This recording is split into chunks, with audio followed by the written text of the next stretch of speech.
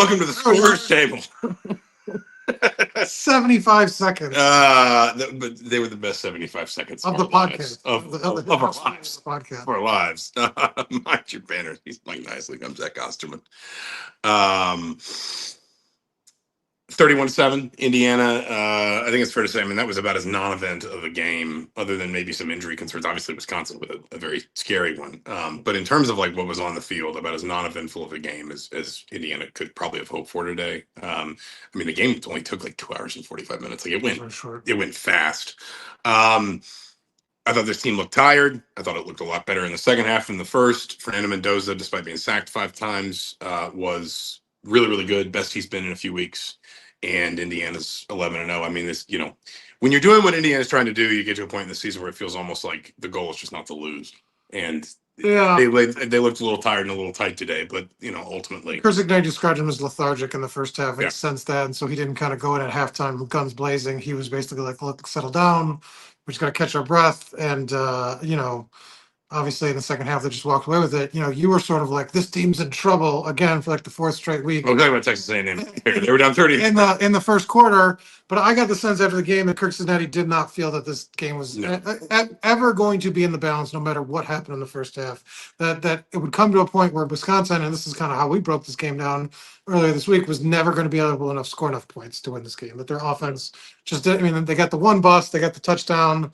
Obviously, IU would want back, but I mean, I went through the stats in the second half. I could try to pull that up real quickly. It was like 31 minutes or 31 minutes. It felt like the 31-minute half. Frankly, it was like 30. It was like 31 yards. Okay, so Wisconsin ended the second half, 23 total yards, turned it over twice, only 1 first down. They ran 15 plays, and they had two turnovers, and only 7 of those plays went for positive yardage. Just an absolute. And I mean, their only touchdown was a little bit gimmicky. It was fourth and 1, and they set up in a power set and ran a pass play. I mean, it just. I'm just saying that like the defense slammed the door on this thing, and the score was a little closer at halftime than you probably expect, but it wasn't a close game in any sense of the word, because you just never felt like Indiana was going to walk out of here with a loss against that offense, starting a freshman quarterback with the first career start, second game, maybe, I think was what it was. I believe that's right. And, no running game to speak of, 30 carries, 2.3 yards. Skill players didn't do much. I mean, this was just, it was with the 2 for 11 on third downs. Obviously they want the 4th down calls back, but that's about it. I mean, offense I thought had more to clean up than the defense. Ironically, even though Fernando Mendoza went 22 of 24 for 299 yards, I still think when you kind of come away from that game, your concern's the offensive line. Your concern's been the offensive line the last 2 weeks. I don't know if it's all injury related. Khalil Benson came out one play because he kind of went down for a second, and when you watched him walk off the field, it looked like a old man, limping out. Like, I mean, he was struggling, and he stayed in the rest of the game. It's admirable, but this offensive line will use that bye week to its advantage. But man, do they need to got to play better? More sacks given up in the last 2 weeks than they had through the first 9 games. You just talked about it. I think it's podcasts. You just summed it all up. All right, this is scores table cut scene. I mean, offense first. Just generally, it has not felt like this line is getting quite the push. And I mean, they ran the ball well against Maryland, but there were still moments when you felt like it wasn't clean. Obviously, Penn State, you mentioned, about the only thing they did sort of consistently well offensively was tear off some gains on the ground, but they were allowing a lot of pressure. I mean, Fernando Mendoza today, like we've talked about and maybe this is a breakthrough for Mendoza, maybe it's not, I don't know. Like we've talked about, when pressure gets him is when he struggles. Pressure got him today, and some of that was probably on him. I mean, like there were a couple times where he held the ball on a little too long, but there were also some times when like it was just free rush. There was no beats between and the snap. And he was still 22 of 24 for 299 and 4 touchdowns. His best game in maybe a month, since Michigan State, since homecoming. So I mean, you're sort of to your point about Curt Cignetti not seeming like he ever felt like this game was like really in the balance. I think that's fair. I think it is fair to be concerned about some of this, particularly the line. We thought this bye was strangely timed when we looked at it in the preseason, but actually now it feels like it's really well timed because you're going to get a week off right before the bucket game, and then you're going to get an extra day, presumably, no carts before horses, um, before Indianapolis as well. Um, there is also just kind of this like it.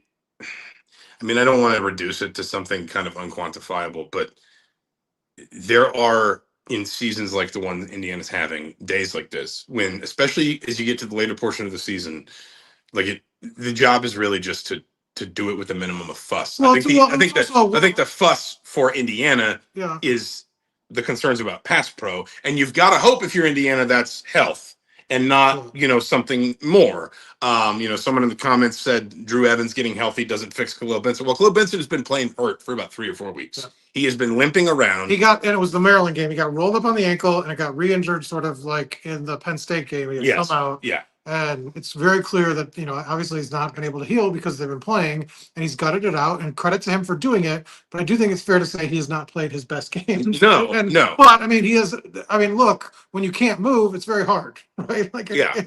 It's a struggle. And so, yeah. And an ankle injury is one for a lineman that is really difficult because you are carrying a lot of weight, and you need to be able to explode from your lower body. Like if you're in pass pro, you need to be able to move, which is like you need lateral movement, and if you're in run blocking, you need to explode off the ball and get downhill, and an ankle injury is going to be a real problem in that regard. Yeah, so I think he needs to get healthy. I mean, obviously we don't. Evans is sort of the X factor because we don't know what the injury is, what a few weeks means in Kurt Cignetti's mind, right? He's been particularly vague about that, because now after the bye week, you'd think that that's a few weeks. Because what Maryland game was what his first he missed, and so you'd think he'd be sort of in line to be back, but he's not sort of specified a timeline, and this is what happened last year. You lose him, and the offensive line play it took a substantial hit, I felt, after he was out of the lineup, and so you hope he can get back here because I think, like you said, if you're kind of ranking kind of concerns for this team, that's number one. And we should mention that Mikel Kamara went out this game. He's been dealing with sort of a stinger with the shoulder, not neck. It sounded more shoulder related, I guess. Yeah. Stinger is like a nerve issue. If anyone's ever like played football, like it's basically just what'll happen is like you kind of get popped on like a nerve, and then you like it's. But the stinger is something that basically just keeps getting re-injured. Like it is something that is really difficult to get to go away. Well, but Kamara has had shoulder injuries as yes, yeah, that's true, and it can be recurring too. I had a teammate in high school who had a stinger that eventually just had to quit playing football. Well, let's hope that that's not what happens here. But the point is the defensive line is very thin, and so especially at end. I mean, you got Kellen Wyatt's already out. And now said that's a season-ending injury. I'm not sure if it's regular season or includes playoffs. But you're down him. Daniel Ndukwe came in and did an admirable job. I mean, the reason why it didn't affect them as much in this game was Stephen Daly's kind of been playing out of his mind. I think that's kind of one of the quieter storylines of the second half of the season. In that third quarter, had 3 tackles for a loss and a forced fumble that he recovered. Just kind of was a one-man wrecking crew. And so, like, his development and sort of improvement has helped kind of limit the concerns over what the injuries they've had at the position. But when you lose Kamara for any kind of substantial amount of time, you're really, really thin. I mean, listen, I think from an injury perspective, I think the bye week comes at a good time physically. I do think it comes at a good time mentally. We've talked for 2 years about how one of Kurt Cignetti's real superpowers as a coach is getting his team to focus on the here and now.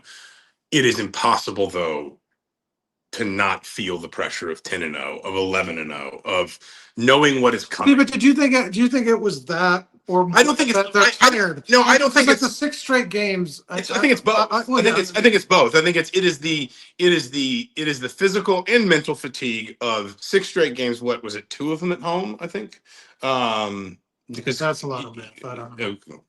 I think it's 3 because they played UCLA at home. That's true. All right, fair enough. It was tough because you did it wrong. So don't give me a turn. But it is also like when you play in a season like this, and they've had some stressful games in that stretch, the Oregon game, the Penn State game, like there is an added emotional toll that a season like this takes because you recognize as it goes along what you are asking of yourself, which is to be perfect. Maybe not perfect like snap to snap, but in the win-loss column to be perfect. And I mean, Indiana fans of any age will recognize, like Jim Tressel, Ohio State teams have played 2 of these games a year. where it'd be like 10-7 at halftime or 13-7. Indiana was on the losing end of a couple of them where it's like, oh, maybe, maybe we got something here. And then they come out after halftime and just kind of just sort of stroll away. And maybe they'd win 41-7, 31-7, 38-7, 38-10, whatever. Like it just, that is what happens sometimes in games like this. We talked about this a little bit with the Michigan State game too, and obviously it's framed a little bit differently given where Indiana is in the season.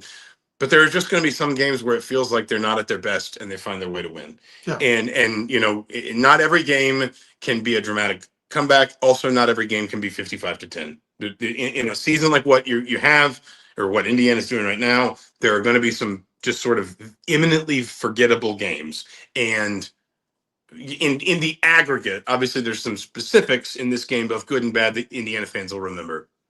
But in the aggregate, this will not be like people will struggle to remember, what was the final score of this game in 5 years? What was what was memorable about this game? And I think the bye comes at a time when Kirsignetti already will tell you they don't do a ton of work in practice. They've never been like an overly physical team in practice. And this time of year, I think you're paring it back even more. Other than Fernando Mendoza, who apparently just cannot live without practice, according to Fernando Mendoza. This is a week where I think you're not just taking something off your roster physically. I think you're also trying to take it off your roster mentally as well. Yeah, I mean, in most bye weeks, they don't really do anything for the whole week. Basically, they get off till the next week. And so, and he sounds like he said I thought it was interesting. He said time off for the assistants. Time off. Like that was like he brought that up on his own. Like it was clearly on his mind. Extra.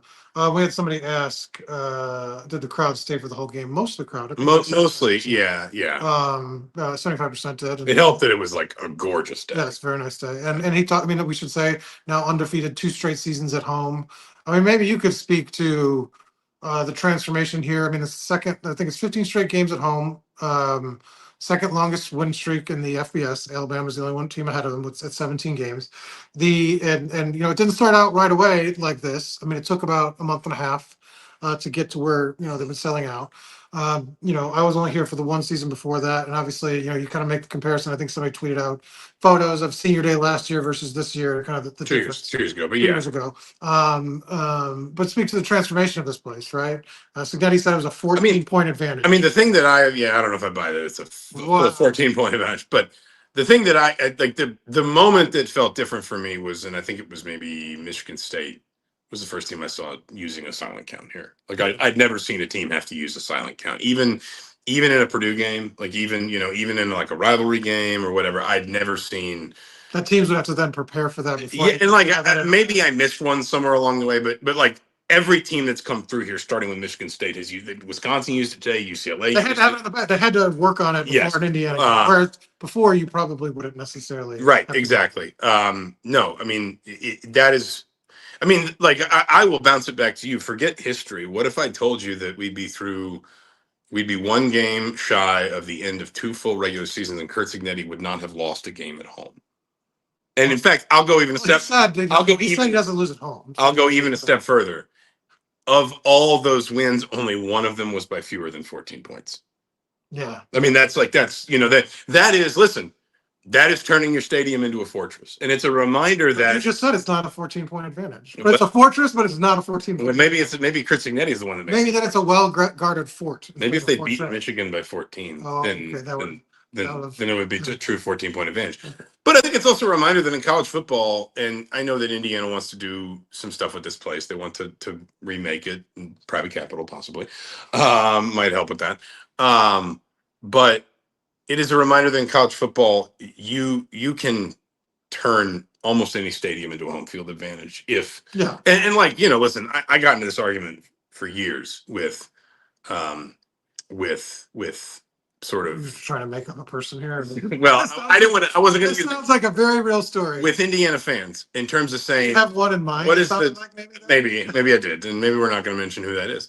But with Indiana fans, just to sort of say, I understand why you don't come to the games, but the lack of atmosphere affects the outcomes. Right. And I understand that it's a real chicken and egg thing. Right. And even Kirsignetti said that last year when he was clearly kind of trying to make some comments about the crowd, but he was also saying, but I understand. I think he was kind of making comments. He's like, the crowd wasn't good enough. But what I mean is he was saying that while also saying, but we have to make it worth their while. Sure. Whereas, like putting now, the onus on them, but also pointing out that they got to do better. yes, yeah, Yes. you just said them and they.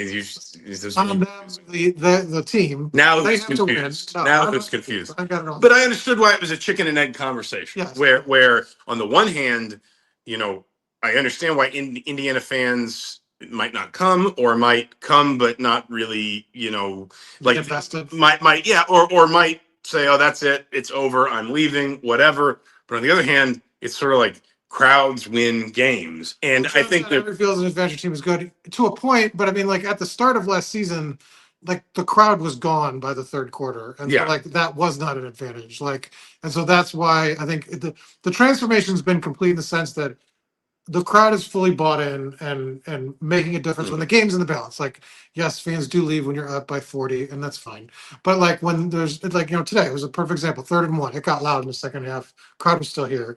You know, And man, the it's like game last year that was not the case. You and know? it's like that everyone's in their seat at kickoff. Student section's been full at kickoff for every single game. Like it or just I actually think the student section has been full for every single game. I think some of those games early in the season that weren't sellouts. I think the general seating was not always quite full. Well, the students were there. But the student section actually has been full.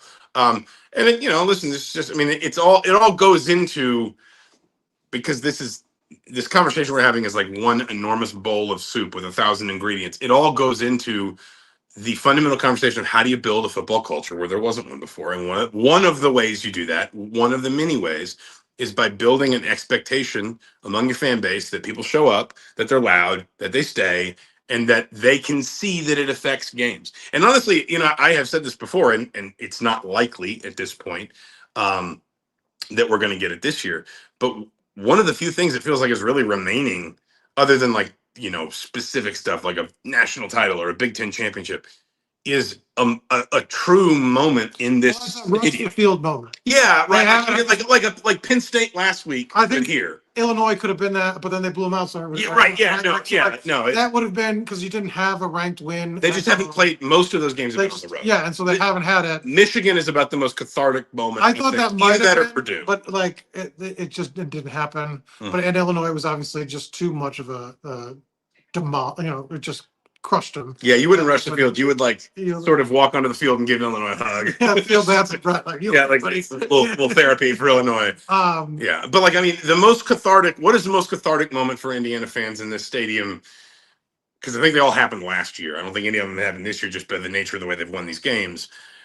Maryland felt a little bit that way because it felt like the moment when like kind of the dam broke for the fan base a little bit. I remember Nebraska felt bigger than that. Well, but I remember seeing IU staffers on the field, like celebrating at the end of the Maryland game with real passion and gusto.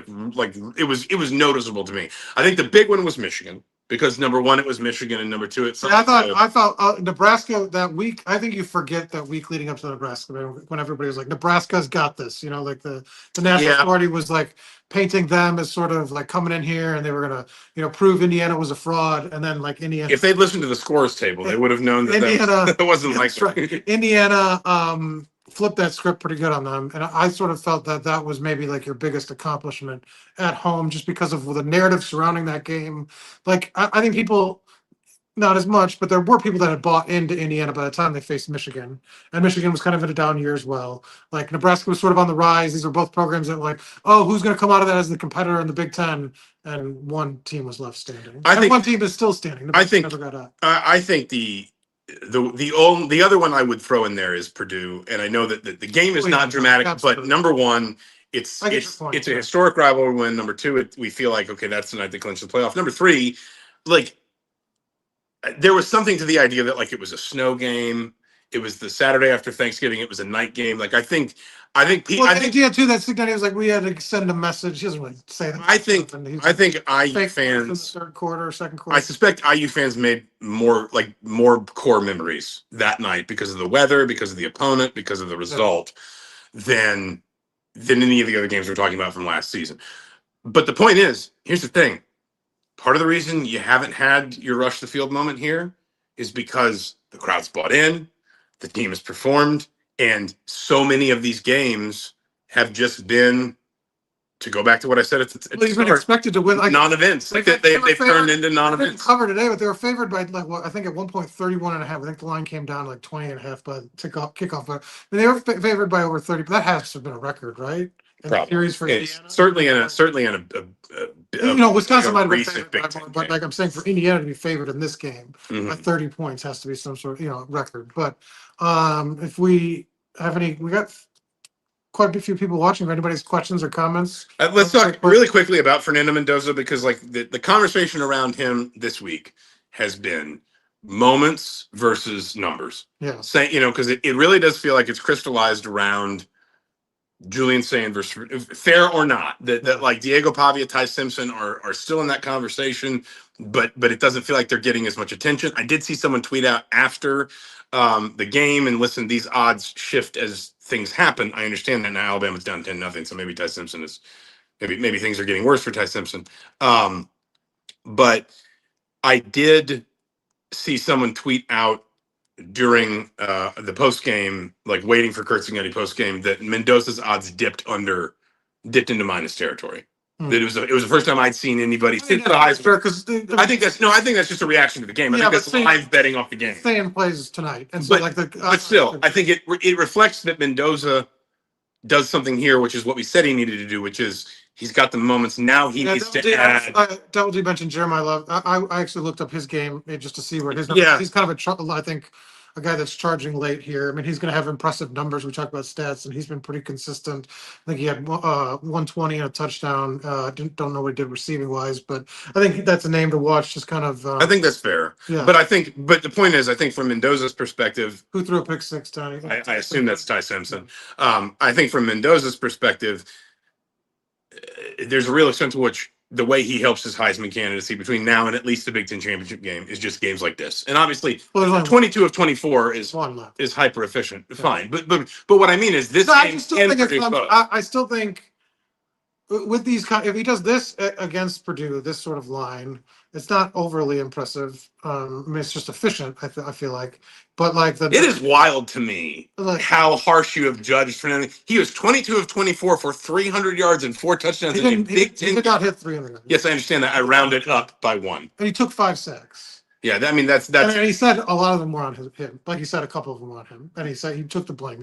He explained how sacks are not always. Famously, that always comes up in Heisman voting. How many sacks were on the quarterback? No, but we're talking about his performance, like how I'm judging it. That's what it kind of goes into it.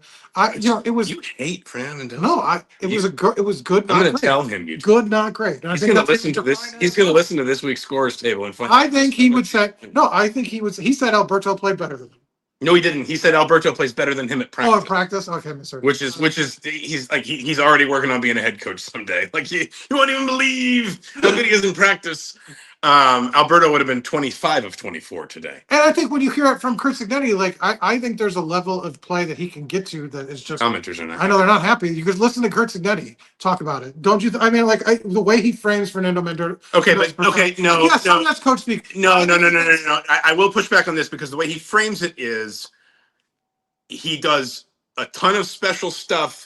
He is really, really good. I have nothing but respect for Fernando Mendoza. And then he says, but there is a whole other level that he can go up to. That is what he says. Today he said the special stuff is what Fernando does to put in the work to get where he is. That's what he's talking about when he says he's such an impressive man. Talks about young man. Talks about go back and read what he said earlier in the week. And he was talking about his interviews.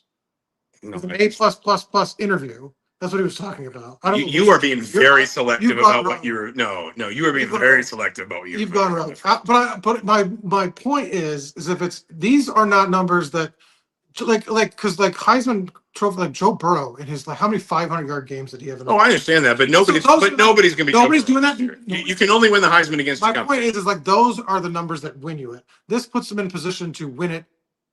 When they play Ohio, I guess we can stop saying if. Yeah, I feel like we can stop playing if when they play Ohio State. I think that's the only game that matters. I think that's even barring sort of something terrible today where he played horrible. Like I just think this kind of preserves the status quo, and whoever wins, whoever outplays each other in that quarterback duel wins the Heisman. It sounds to me like you're stuffing ballots for Julian Saint. whoever and Jeremy that game and wins. Jeremiah Love. Wins. I said, like I said, and I think the Voting I think irregularities. you made the point earlier this week that if both play poorly in the Big Ten title game, that opens up the Could for a third candidate. But I think if both of them play well or one of them does shines in that game, that's what wins the Heisman. At this point, the numbers are close enough where, like you said, nobody's Joe Burrow at this point, or nobody's putting up those kind of numbers. They're good. They're it's an incredibly efficient day, but they're not gaudy numbers for a college football quarterback. No. That's my point, and I don't think that's outrageous. No, I don't think. But I think that is against a field that is doing the same thing. Yes, Like yes. that's But it's I think like the status quo is that he's maybe a slight favorite, but the Ohio State's going to be largely determined. I think that's fair. Here's what I will say, and I do stand on this. And I've obviously seen more of Fernando Mendoza this year than I have Julian Sayin, than I have Ty Simpson. But I've been trying to pay more attention lately because because it's part of the storyline here now. I have seen more. I mean, I've obviously also seen worse because I'm watching Fernando Mendoza from 5 feet away and everybody else from 5,000 feet away. I would say he is the one who, in his best moments, has looked like the best quarterback to me. Like in terms of some of the throws. I mean, I don't think you could ignore the fact that in a lot of those best moments he set them up because he made mistakes. Well, no, I'm talking even just like or just like in a good game. Yeah, like they were just. I mean, there were You some don't think his best moments are their 2-minute drive? Maybe they went down. Maybe they went down. No. No. But I'm talking about just like that was a great throw. Like I mean, yes, there's the 2-minute drills and the response to the pick six at Oregon, whatever. But I'm also just talking about like he had a throw to Charlie Becker tonight with pressure on him tonight, this afternoon, whatever. The one coming out of halftime. Yeah, that was it like 48, 50 yards. That was just placed perfectly. Yeah. I see more of that from Fernando Mendoza than I have. Again, admittedly, I haven't been watching with a fine-tooth comb all these guys all season, but I feel like I see more.